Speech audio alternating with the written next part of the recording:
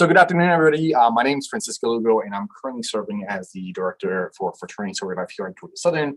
Been in this role for about 8 years now, upcoming at the end of this month, this week actually.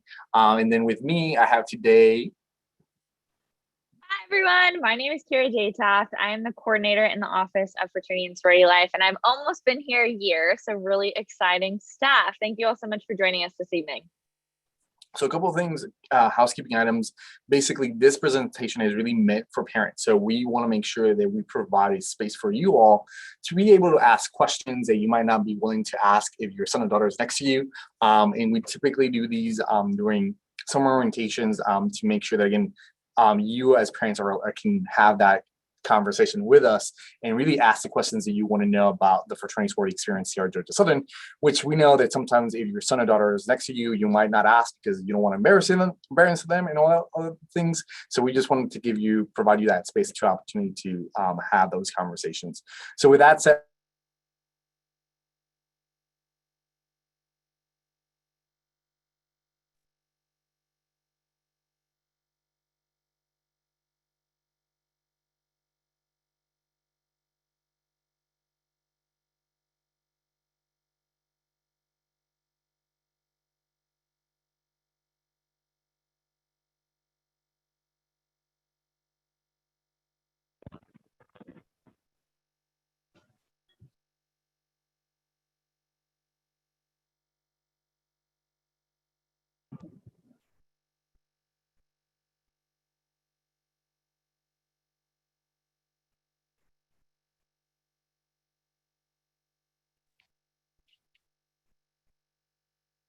So sorry, folks. Looks like we're having a bit of some technical difficulty. Let me see if I can pull it up on my screen. If you guys just don't mind running with this a little bit, we'll go from here and figure it out.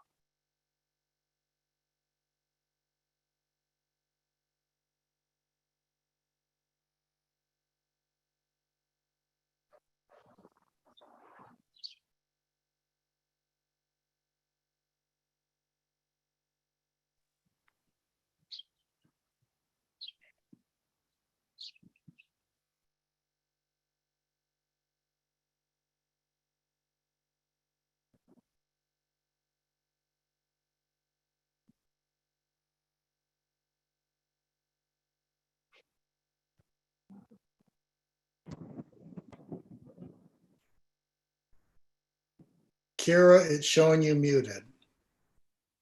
Thank you so much for catching that. I am sharing my screen and going through it. I so appreciate that. Welcome again, as I mentioned. Our tagline here at Georgia Southern University would be to communities, limitless opportunities, because not only do we have a community here at Statesboro, but we also have one at our other campus in Armstrong. There are different governing councils at each, and I'm kind of going to go into that a little more in terms of an office overview, community overview, exactly what that kind of looks like. So some terms, just so everyone is kind of familiar exactly what we're discussing. The governing council, as I mentioned, we have 7 of them. So there are 3 governing councils at Armstrong, and then there are 4 specifically at Statesboro. I'll also go a little more in depth in terms of what that looks like for each of our chapters and that council. But this is pretty much the umbrella organization. So you'll hear a lot of the terms like sororities, fraternities, and they all belong to different councils. We have IFC, PHA, NPHC. So IFC is our Interfraternity Council, PHA is our Panhellenic Council, and then NPHC is our National Panhellenic Council. So that is just our governing council, just so you can kind of understand a little more. And then I'll also go in more depth about intake versus recruitment. So intake is our term specifically processed for our Black Greek lettered organizations or chapters, as well as our multicultural Greek organizations. And it is a little bit of a different type of period for them specifically of when new members join. They have a very different process than, say, the recruitment, as a lot of people know more so for our fraternities and sororities. It's also known generally as crossing, when a new member would join the organization and say cross into it. So really exciting, and that period looks a lot different than, say, the set period that we have for our fraternities and sororities that have recruitment in September, and then of course our primary recruitment that takes place for our Panhellenic organizations. So recruitment, this is a process where they get new members. So this is specifically looking at our interfraternity council as well as our Panhellenic council. The old term is rush. We've kind of strayed away from that a little bit in terms of more so going towards recruitment, because there can be some negative connotations when we discuss rush or even Greek lettered organizations. So we're more like the Office of Fraternity and Sorority Life and things like that, if that kind of makes sense. This is also more so the traditional route for NIC, which is the National Interfraternity Coalition, and NPC, which is the National Panhellenic Conference.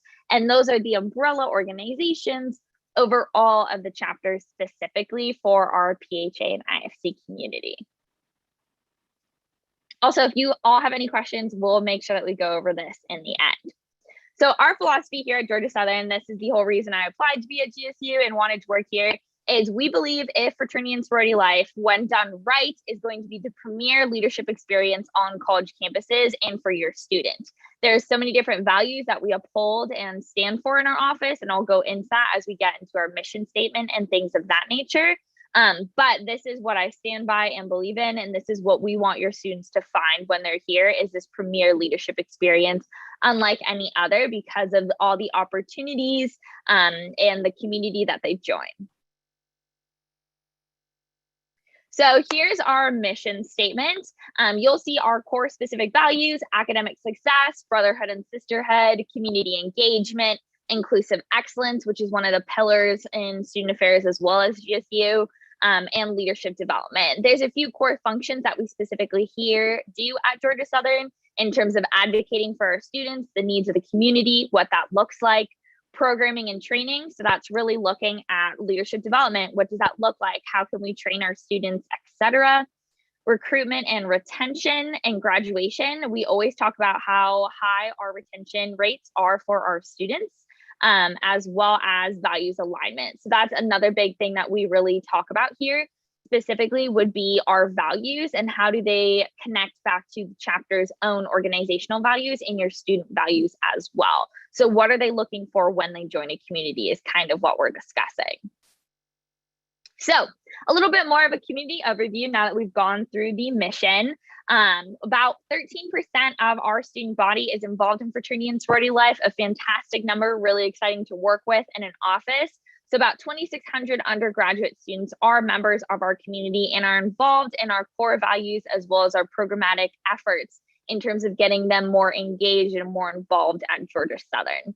This specific number is more so bulk being at Statesboro, as Armstrong is a little smaller of a community, but just as exciting in terms of programming and other efforts that they actually are involved with. This past year, we added almost 1,000 new members to our community, which is really exciting. And the numbers do continue just to rise. And so we're really looking forward to kind of getting back in the swing of things in terms of gearing up for a full in-person season, not even just classes, but of course that recruitment period that I'm talking about. As I mentioned, with our recruitment retention rates, as well as our grades, you can see here, as of spring 2021, and the grade report did just go out, our average GPA for the fraternity and sorority life community is a 3.09. It is higher than the average non-Greek affiliated member, which is, again, one of our reasonings that we love people to get involved in the community. And we do tend to have a 4-year graduation rate that is higher than normal peers that are not involved. So kind of another exciting thing for your student to join are going to be these outcomes and goals that are involved. Some more community overviews. So we do have some expanding chapters, and essentially what expansion means is new organizations are coming onto campus and trying to gain new members. So we do have our first Christian group, which is really exciting, Beta Upsilon Chi. And then we have about 2 more MGC, which would be Hermandad Sigma Iota Alpha Incorporated, Phi Iota Alpha Fraternity Incorporated, and then our NPHC organization, Sigma Gamma Rho Sorority. So as I mentioned, here are our governing councils. You can see our fraternity and sorority life ambassadors, which are our representatives of the community. They all come together and host programmatic events with us in terms of a partnership in the office. So it's really those key students that we could rely on to kind of get the word about specifically fraternity and sorority life. And then we have 2 interfraternity councils, one at Statesboro and one at Armstrong. As I mentioned, again, that tagline, 2 communities, limitless opportunities. Panhellenic Association, that is currently at Statesboro, and our college Panhellenic, which is pretty similar to Panhellenic Association, just a different name, is going to be at Armstrong. And then last but not least, our NPHC organization is at Statesboro, and then MGC is going to be at Armstrong. So as mentioned, and we'll go through it, at Armstrong, we have about 5 sororities and 1 fraternity, and Statesboro is 12 sororities and 19 fraternities. Sorry, there's someone to grab from the waiting room. Okay, so our Armstrong chapters, like I mentioned, these are the specific ones offered. So our fraternities, as I mentioned, would be the one that is a multicultural Greek organization, and then our sororities, a little bit of a mix between our multicultural Greek organizations and our CPH. So again, very similar to the Panhellenic Association, but it is College Panhellenic Council. And then our approved expansions are going to be those multicultural Greek organizations and NPHC group. So really exciting that we continue to grow our community because, you know, at Georgia Southern, we grow people to grow with others. And that is another one of our taglines that I love. Here at Statesboro, like I mentioned, we are a little bigger in terms of numbers. So there's a multitude of fraternities for them to join. It's going to be a mix between ISC and PHC, and then the really exciting expansion specifically being our Beta Upsilon Chi, who's going to be our first Christian group. Our sororities here at Georgia Southern in Statesboro is going to be a mix, like I mentioned, similar to the last one, PHA and NPHC. And then we have that improved expansion being a multicultural group under the umbrella of PHA. So really exciting that we, again, still continue to grow and make sure that we are creating a name for ourselves here in the Office of Fraternity and Sorority Life.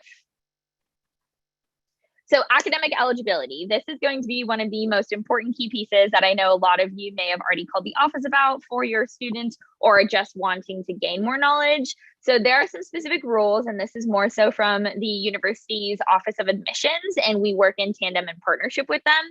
So for our incoming freshmen, you have to have a 2.75 or higher high school GPA in order to be a part of our community or be eligible for recruitment. And this is not something that our office is specifically looking at in terms of GPA wise. It specifically comes to us from Office of Admissions, which is why we always provide our admission liaisons information.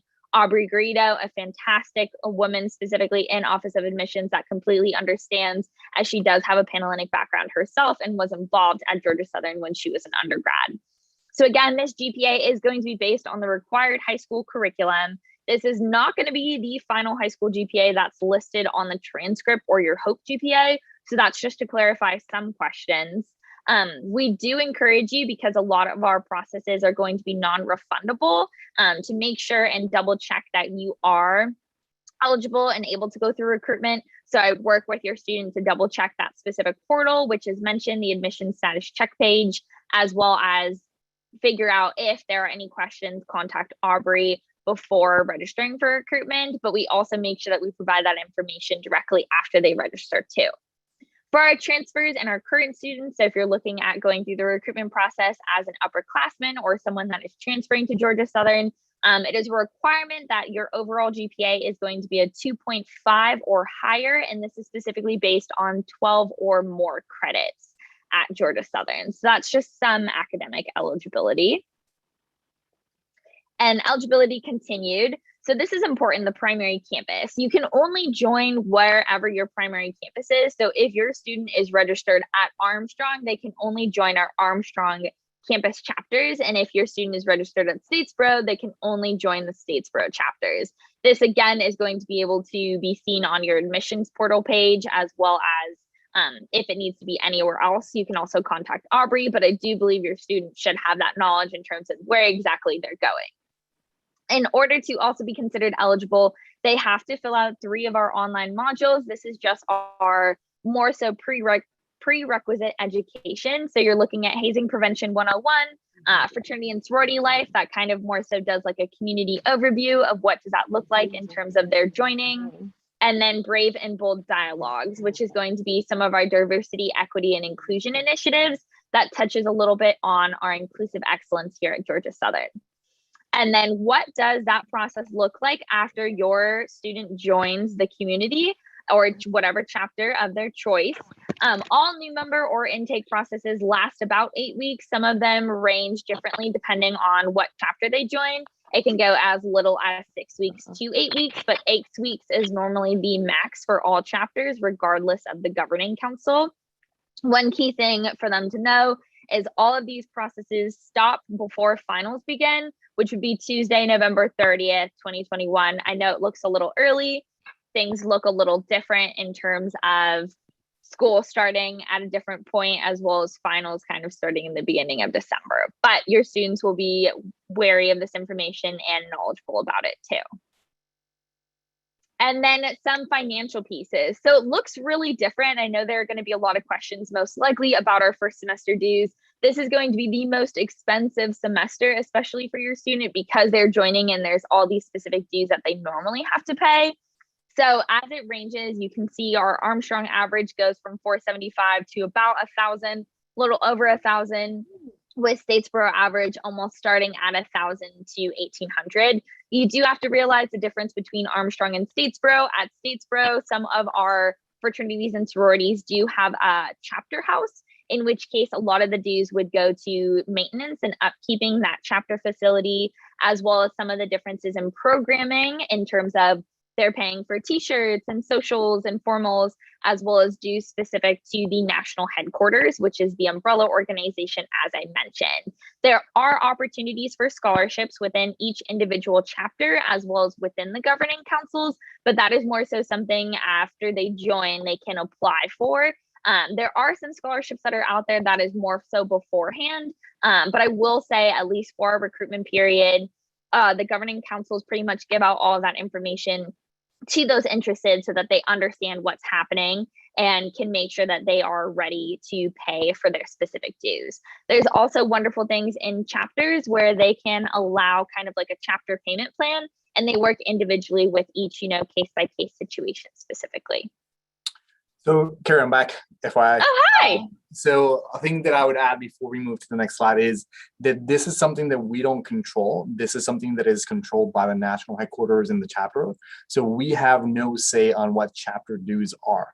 So again, if your son or daughter has questions about that, we're going to redirect them to the chapter president, the advisor, or we will have them kind of have communication with the national headquarters, because really they're the ones that dictate these type of things. And if they are going to get on a payment plan, they're the ones who say yes or no on that front. So just wanted to kind of point out that as well and let you guys know that I'm back. So great, addressing behavior, great segue, right? To me coming back. So one of the things that we do here at Georgia Southern is definitely and Kira mentioned earlier in our philosophy statement, we believe in this fraternity sorority experience when it's done right? So when it's not done right, that's when we really engage individual chapters, national headquarters, but also we engage campus partners to address the behavior that is being put out there by either several members of a chapter in specific. So that's something that we do as an office. So this is something that we started back in 2015. So at any time, if you go to our website, there's a page called Chapter Status, and this is for both Armstrong and Statesboro. You will find a list of chapters that have been sanctioned through the university or through their national headquarters. So basically, the chapters are placed there once they've gone through the entire student conduct process, and they've been adjudicated completely. So they went through the appeal process, they went through everything. So all that is listed there. So again, it's very basic right now. So it's basically giving you the organization, the sanction that you received, who exactly gave the sanction, either was it headquarters, the council, or the Office of Student Conduct, and then what council or governing council they're part of.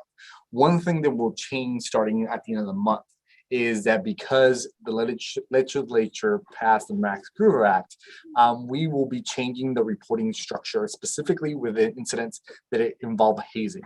So again, the act itself, once it was signed by Governor Kemp, expanded the definition of hazing. So we here at Southern have a robust hazing policy already, so which would include the typical physical, emotional. There's also a financial component to it. So this law adds to that in the sense that it's also addressing consumption. So again, if a chapter or individuals are forcing individuals to consume alcohol in quick manners and things like that, what we've seen throughout the country when incidents do happen, Now that's part of the law as well. The law also requires moving forward the universities report these incidents on a website that is open to public knowledge. And the main things that we have to disclose is organization name, the date of the incident, and a description of the incident. So again, those are the type of things that will change starting July 1st. And the other thing that I would say is that in addition to campus partners and working with national headquarters, I think that we also need to acknowledge that you as parents play a role in addressing behavior, because the reality is one of the things that are going to happen to a parent or a few parents in this call is that at one point or another you're going to call the office and say, hey, my son and daughter is going through this, I want you to address that.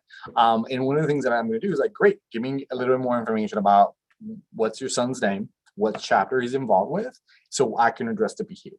And typically when I do that, the conversation is completely shift, and parents are not willing to provide me that information. So again, because our student organizations do have due process, in order for me to be able to move something to a conduct process, I need to provide evidence. I need to provide an actual report that I can submit myself for you on your behalf, or you all can do it on your students' behalf. So that's something that we need to really have conversations, because in the reality is if something's happening to your son or daughter, more than likely you're going to be the first ones to know about it, because you know your son or daughter better than we do. And typically that's going to prompt a conversation with the office or reach out to the office. And I think if we're going to really address the behaviors that we want to not have in the community, we need to have authentic conversations and honest conversations about what needs to be done and what's happening. Because again, the reality is we know things happen on our campus. We're not immune to any of that, as you've seen on other campuses. And that is why we also are being very transparent with the issues that we are seeing on our end by providing this information, which now based on the Max Screw Act will be providing even additional more information than what we used to in the past. So we want to put it out there that again, once we do get a report, again, we take it seriously. We definitely do our due diligence with the Office of Student Conduct to make sure that that incident has been investigated thoroughly. And we typically bring in their national headquarters as well to determine what was going on. And we've seen some successes there where we have seen chapters self-report hazing that's happening in the chapter, self-report things that shouldn't be happening that are happening. So we're seeing definitely a growth in that piece, and which is very exciting. So definitely interested in keeping that momentum going.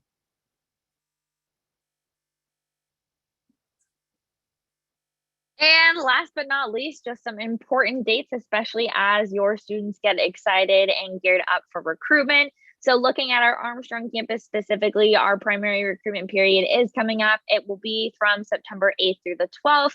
In order to register, and that is a non-refundable fee, it is going to be $40. And the last day to register is going to be September 8th. For our Statesboro community, primary recruitment for our Panhellenic organizations is going to take place from August 2nd through the 8th. There will be an early move-in fee of $100, and that will be charged directly to your student's account. So it will not necessarily come from the $85 registration fee or anything from our office specifically. We have a great partnership with University Housing, and so they are taking care of that on that end. If you do have any questions specifically about housing, I'd encourage you to reach out to University Housing, and your student has that information if they've already registered, as well as it is available on the website. For that period, the last day to register is actually coming up pretty shortly here. It's July 24th. For our fraternities that are going through the recruitment process, that is going to be from September 7th through the 30th. It is going to be a $10 registration fee, and the last day to register is going to be September 6th, so right before. And then our NPHC 101 is going to be held on September 8th. So also coming up kind of smack dab in the middle of fraternity recruitment, which is a really exciting process in terms of intake for NPHC. And those are our important dates. So yeah, so now it's really your turn to ask us questions and drill us on anything you want to know. We definitely, like I said, we've been having honest conversations with our parents during these SOAR sessions, or typically SOAR session prior to COVID. And we've seen a lot of success, hence why we keep doing it. And so again, if you have any questions and concerns, feel free to either unmute yourself and ask the question, or just feel free to put it in the chat. If you don't feel comfortable putting it in the chat, you can just send it directly to Kira or I, and we can definitely just ask the question for everybody else, if that makes sense. Also, really quickly, I'm going to go ahead and stop sharing my screen. However, as Francisca mentioned in the beginning, you guys will all get a copy specifically of this in case anyone has any further questions. And you also get a recording of a link to the recording that will be hosted on YouTube. So you also get that as well. So Kira, the question I have for you, what does the $85 cover for Panhellenic recruitment? Yes, a great question. Thank you for asking. So they will get a new member shirt specifically to wear during that process of recruitment, as well as we work in tandem with dining and auxiliary services to make sure that they're also fed throughout the week before, say, their meal plan kicks in. So that is technically what some of it costs, as well as the back end where there is some specific software that we use for a mutual selection process, which your student will hear more about that as they register for recruitment. Or if you have any other questions, I can also kind of go a little more in detail specifically about that. But that is what the $85 covers. So you're looking at that software, as I mentioned, the dining specific plan, and then of course that shirt that they get, as it is a bulk order for the amount of women that go through recruitment. And just to clarify, for the dining piece, that only covers lunch. So your daughter would be responsible for breakfast and dinner. And typically what happens, they get in groups and they do go out after the fact and go get lunch or breakfast or dinner, depending on their situation. So we just want to kind of clarify that. And the meal plan should kick in on Friday. So just keep aware. So that's why we only provide lunch for the women on Tuesday, Wednesday, and Thursday. So just want to also clarify that. The question is, will the process be totally in person, or will any of the process be via Zoom online? So specifically for Panhellenic, the process is going to be a little bit different this year. So the first 2 days, what we call the first round, because we split it up because it's one of the biggest, more heavy or intensive rounds. So we call it icebreaker round. So that's going to be split in 2 days. So that would be Tuesday and Wednesday. That is the only time they will be using Zoom. Starting on Thursday, Friday, and Saturday and Sunday, everything will be in person. We will not be requiring masks. However, we are going to strongly encourage women to wear masks, especially if they haven't been vaccinated. So again, that's not going to be a requirement. So just want to kind of also put that out there. With that, also said, we're definitely keeping an eye on this new Delta version of the virus. So we are keeping up on tabs on that to see if we need to shift. We already have a plan to shift, either to move to a more hybrid option or to completely move virtually like we did last year. So kind of want to put that out there. So Kira, this is a question for you. Are recommendations letters required or encouraged for fraternity recruitment? So they are not required, nor are they necessarily encouraged. However, if you do feel so inclined, and this could go for fraternity and sorority specifically, you're more than welcome to send them, specifically for our Panhellenic sororities, because I did see a question for recommendation letters. We have the specific addresses or where exactly you can look on our website. And I'm more than happy, after I finish answering this question, to submit that in the chat so you can figure out where exactly to find it on our website. But it is not a requirement. It is not necessarily strongly encouraged. It is mainly up to you and your students specifically if you would like to send it. I will say for some of our sororities, there is one specifically that is no longer taking recommendation letters, and that is a policy specifically from the national headquarters. So we are not tied at all to any specific chapter in terms of the required, encouraged, whatever letter of recommendation. It's more so we just provide the information so you all have that information moving forward. And I would say that that's a common, what we're seeing, a trend that we're seeing with national headquarters, specific sororities, that they're no longer requiring them. And we're also seeing a trend there that they're revamping their legacy policies as well. So again, if you're a legacy or an organization, you might want to check if your organization has shifted their policy on that, because it may not be the same thing. And we already know that at least one of our groups is going to be affected by a legacy policy change from a national headquarters that just occurred. So you just wanted to put that out there. So these are two combined. So I'm just going to go ahead and combine them. When are they going to be getting an email about move-in and the time slots? So that's going to come from housing. More than likely, that will come later on towards the end of July. So you can have that slot selected. So basically, for Panhellenic recruitment, all the women will be moving in on Monday, August 2nd. and they will be moving into the residence halls they've been assigned for the year. So the reason why we do it on the 2nd is because that way we get everybody in, we get them settled in. You have a complete day to settle and get the room the way she wants it, right? And that's something that we were very intentional about. But also that gives you that time to spend with them at least one more day before they start the process on Tuesday. On Tuesday,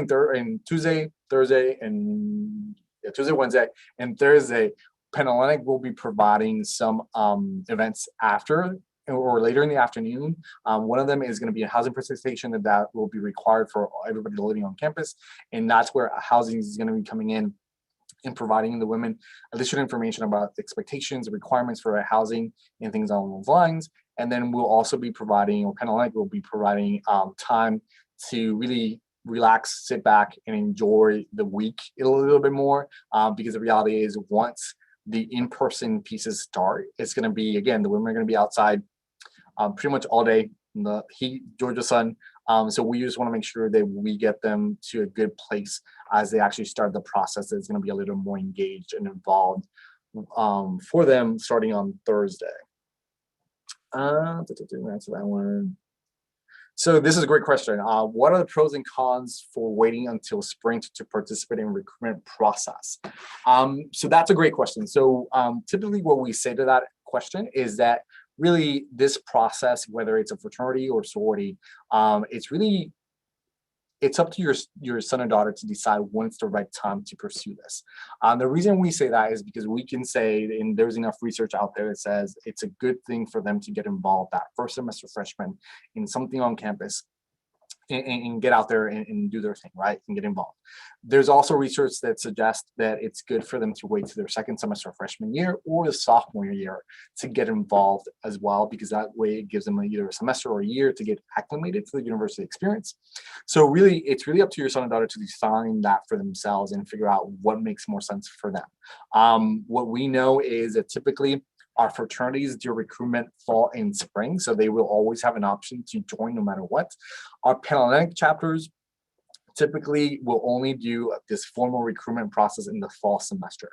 And then depending on where they are with total, which is the total amount of women who can be allowed in the chapter, they may do spring recruitment, but it's not guaranteed for everybody. Typically we get between, out of the 7 chapters that do recruitment, or spring recruitment, we typically get 3 to 4 of those, and they typically are looking for less than 10 members to get to total. So again, it's not guaranteed. So again, if your daughter decides not to pursue this fall, they would have to then wait till that next fall semester, which starts that new cycle, in order to go through the process.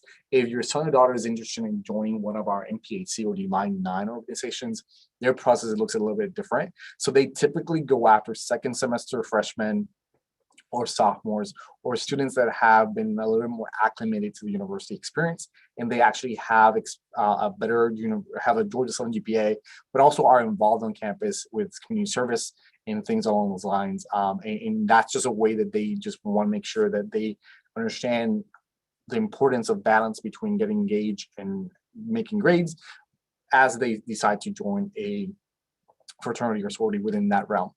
So again, we are a proponent on either. We believe in choice.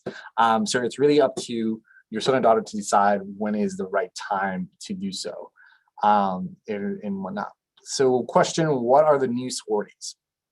Can you take that one, Karen? Yeah, sorry, I've been trying to answer some of them in chat. You will see, I saw some questions specifically about the dress code.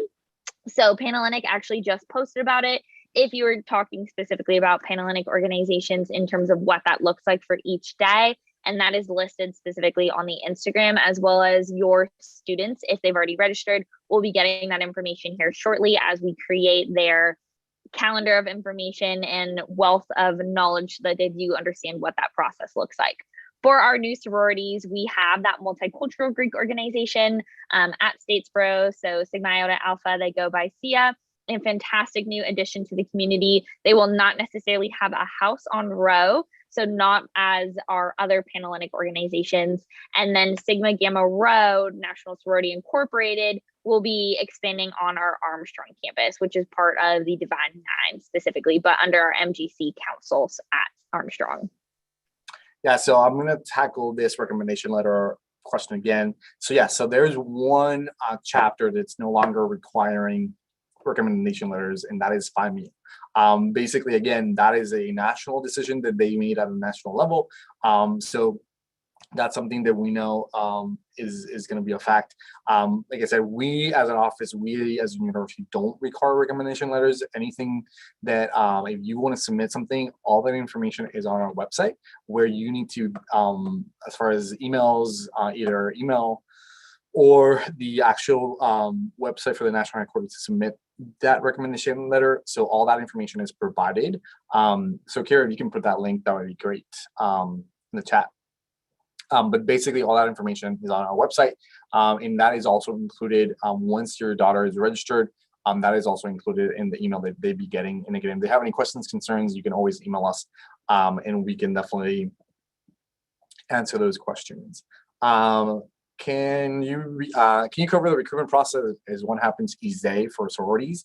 So yeah, so basically we're specifically talking about Panhellenic.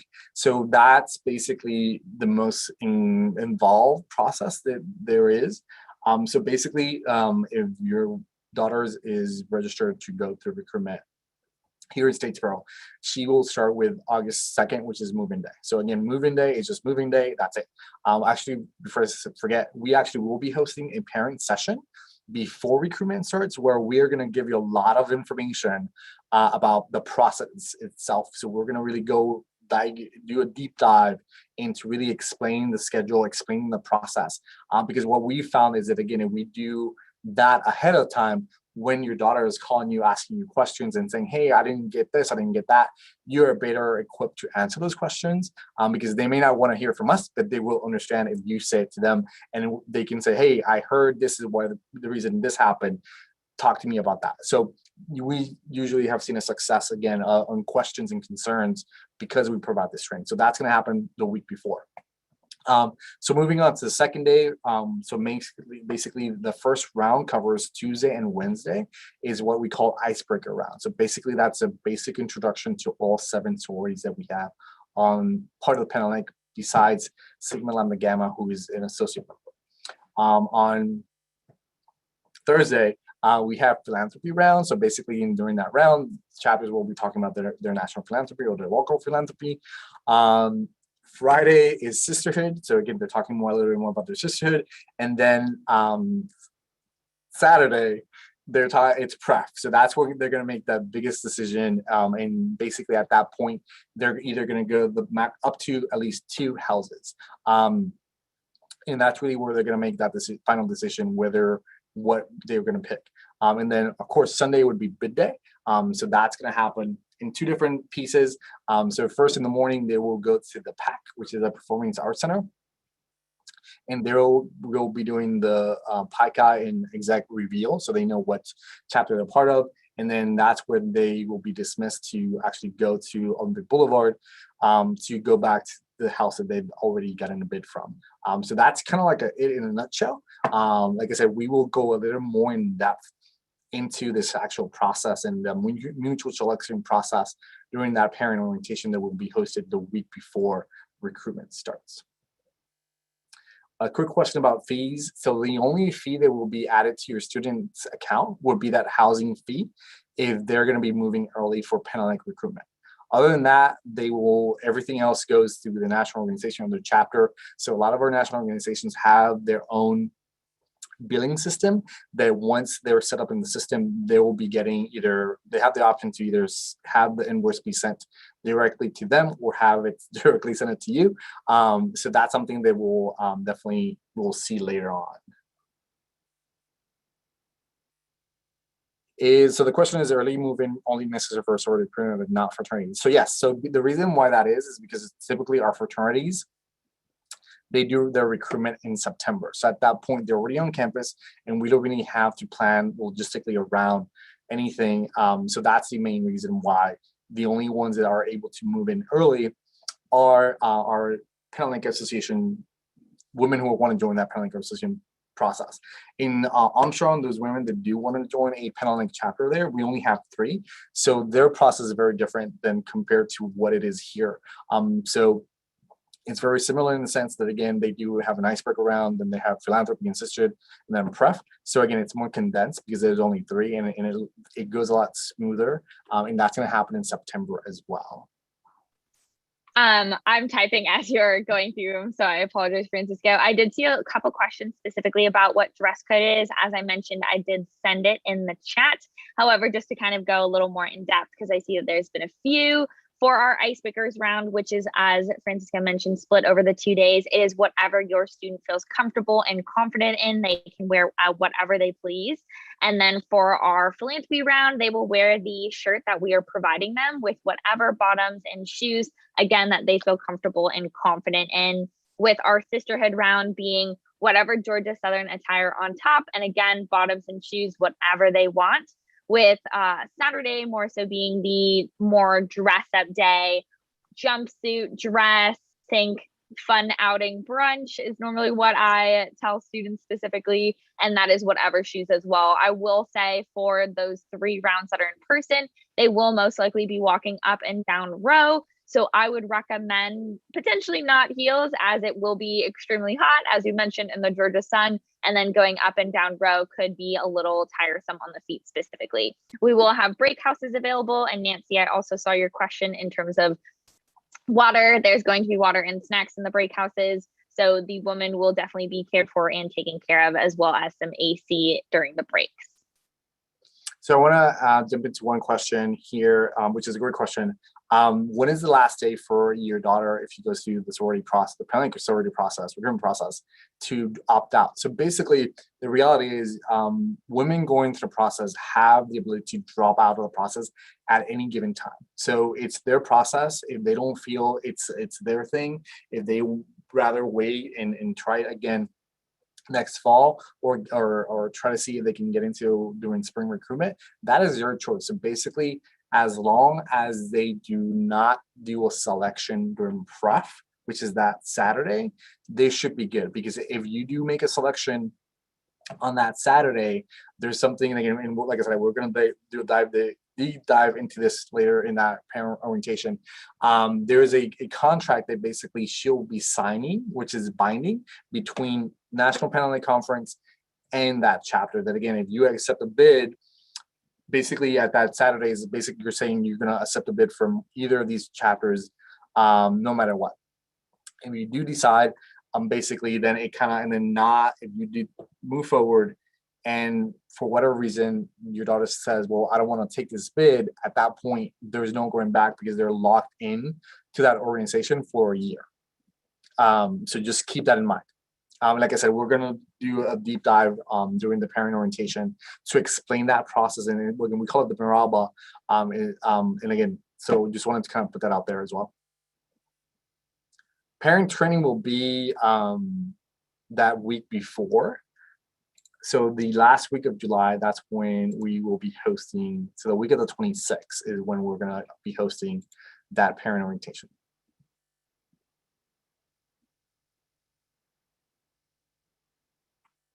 And it will be through Zoom as well.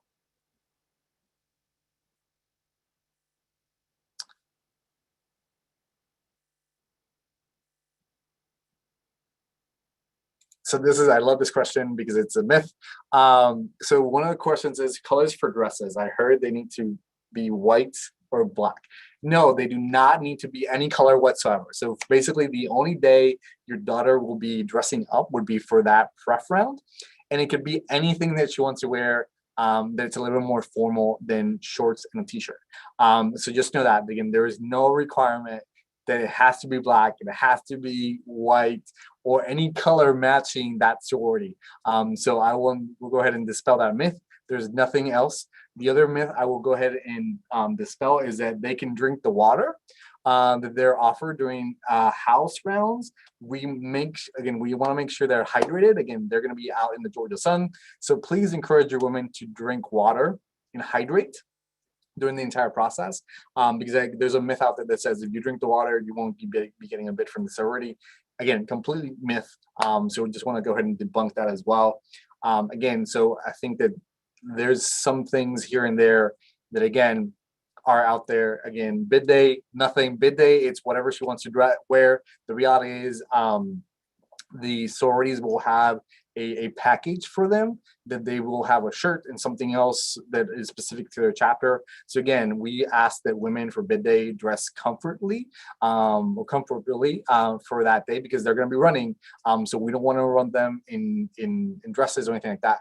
The other thing I would say is that if you can help your daughter understand that wearing heels may not be the most important thing to wear during recruitment, just because there's going to be a lot of walking, and we typically see them getting hurt because they choose to wear heels. So I just want to put that out there. Again, for the first couple of days, we want to make sure that they're comfortable as much as possible, because like I said, they're going to be doing a lot of walking up and down road. In addition, it's going to be long days in the heat. So we just want to make sure that they're comfortable through that process. The other thing I would say, and we referenced it a little bit, so that's why I want to bring it up. Olympic Boulevard, which is where what we call Greek Row, is not owned or maintained by the university. That is owned by a separate nonprofit corporation. However, with that said, because those chapters are recognized by the university, those are our students, our student code of conduct still applies in that space. So anything that happens in that space could be adjudicated either through a council or through the university, because again, they still fall under the code of student conduct. So I just want to kind of put out there that again, just because it's not owned by the university, we don't have any oversight over what happens there. Again, we work closely with Southern Greek Housing to address behavior and issues that come up as well. We typically attend, they typically host bi-yearly meetings. So we attend both fall and spring and give them updates and share information with them constantly. So we are also looking at that from that perspective as well.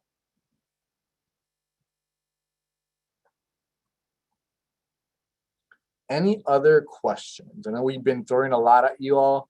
So I just want to make sure that we address any questions, concerns you might have, to make sure that you have all your information you need to make the right decision for your son or daughter, because we know they're more than likely they're going to ask your opinion, and we just want to make sure that we're transparent as possible, and giving you the real perspective of this experience, that we believe that again, when done right, makes total sense for our students, and we just want to make sure that we are open and transparent about what you can expect.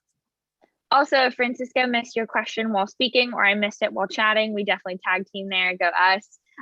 Please feel free to send it again, or raise your hand or something like that, so we can make sure that we are answering everyone's question, because I want to make sure we get as much information as possible to you all, since you are spending your Tuesday evening with us. Yeah, so I want to address this question. I think that is a great question, about, are they required to live in the house for a certain period of time? So no. So unlike some universities, there's not a live-on requirement until you join that, or after you join, basically. So that first year, your daughter or your son more than likely will not be required to live on campus. And typically those that are required to live on campus are more so the chapter leadership, right? The president, certain people might be required to live on. So that's really case by case. Each chapter is different.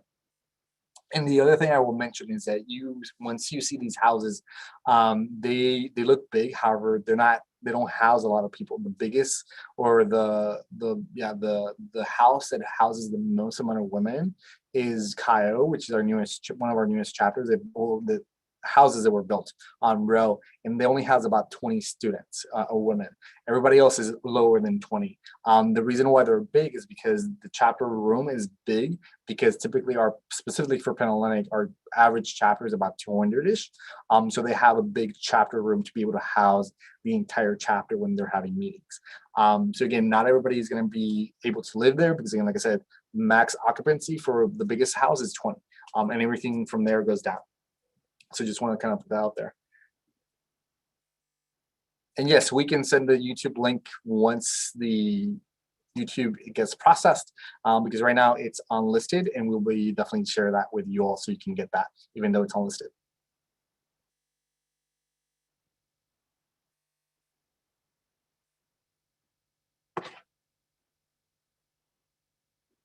Any other questions, concerns, anything else you would want to ask or know before we leave? Because I know it's coming up at 7:30. We want to be respectful of your time as well.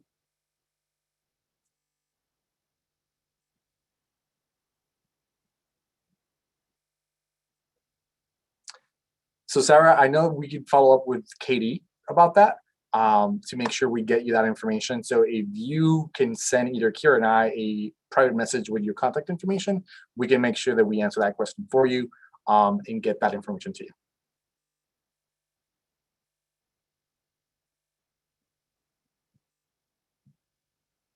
And Melissa, you can do the same thing. We can definitely share that information with you as well. A couple of other things that I want to address also that are important projects that we're working on right now. So our National Panhellenic Council, or NPHC, we're building a park here in Statesboro, so that will be done basically by August, the start of school. And we're going to be doing a ribbon cutting ceremony early August, and then we're also going to be doing something specific for the NPHC community in October during homecoming.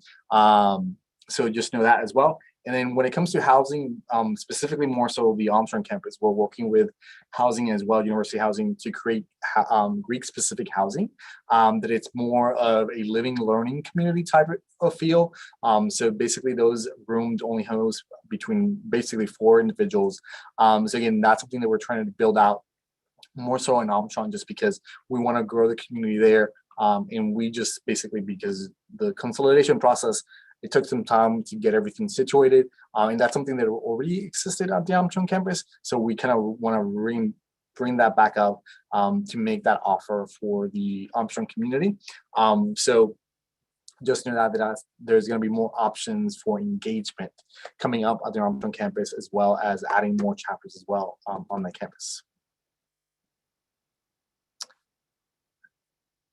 So 2 questions, follow-up. So are there particular weekends for parents to visit sororities? So yes, so basically each chapter will have their own parents weekend, and that also goes for our ISC fraternities as well. So you will be on the lookout for that information. They'll typically do something in the spring and something in the fall, depending on the chapter. So again, your daughter or your son will be getting that information directly from the chapter. We will be doing some things during Parents Weekend, and I believe that is the first week in October. Is that right, Kira? Family Parent Weekend? Yes, that is correct. Yeah, so we might do some things on that front in partnership with our Student Government Association, and we've done things in the past as well. So we're definitely going to do things to engage our parents as well to that piece. Follow up to that is ballpark, the time commitment when it comes to real life. I think that the best way we explain that to parents and students is think about it, you're taking an additional 3 credit hour class. That's typically the time commitment. Basically, again, we know that, again, your daughter, your son will be required to attend chapter meetings, new member meetings. Each chapter may have a requirement of things that they need to attend, either to fulfill a national requirement or to fulfill a university requirement. So one of the things that we do here within the office is that we host in collaboration with our governing councils, we host new member institutes on both semesters. So they will be required to attend some of those specific things that we want to make sure they understand as they're coming into the community. They revolve around risk management, hazing, sexual assault, mental health. So they'll be required to that. So that's mainly the premise. So again, if your daughter is taking in 12 credits, just add 3 more credits. So it's going to feel like she's taking 15 credits that semester, if that makes sense. And then after that, basically, it's really up to her or him to decide how involved they want to be. I know that our student leaders who are part of our governing councils are a little bit more engaged and more involved, and they attend more meetings with us, with the chapters and things like that. So if they choose to get involved at the chapter level or even at the university level, there's a little more time commitment, just because, again, there's more things. Again, our Panhellenic Association is planning the entire recruitment process. We're just there. It's going to help them plan with the logistics and expectations and things like that.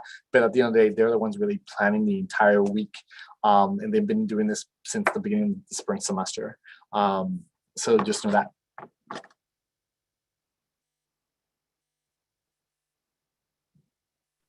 I included in the chat, in case you missed it, the office phone number. We are there 8 to 5, Monday through Friday. And then feel free to reach out to the office email, which is ofsl@georgiasouthern.edu, also included in the chat. And then I put my own email, kjtoft@georgiasouthern.edu in case I can help answer any other questions or direct you to a website in case you cannot specifically find it. I've taken down as much contact information as I can for people that want specifics, but feel free to also direct message me in between these last few minutes of our time together. If you need any more information, I'm always more than happy to help or talk to you on the phone and walk you through any of our processes. So with that said, again, thank you for spending an hour with us, and I do apologize for the technical difficulties in my front. Kind of funny, my screen just went blue. I was like, great, this is a great start to this presentation. But again, appreciate you all spending some time with us. And again, like Kira said, if there's any questions, concerns, feel free to reach out. We're here to support you and to support your daughter and son through this process, whatever way we can. And we just want to make sure that, again, you know that we do believe in this fraternity sorority experience if done right, and because we've seen the value of it, and we are both part of a Greek organizations, so we know what it takes and what it means. So again, thank you for spending some time with us.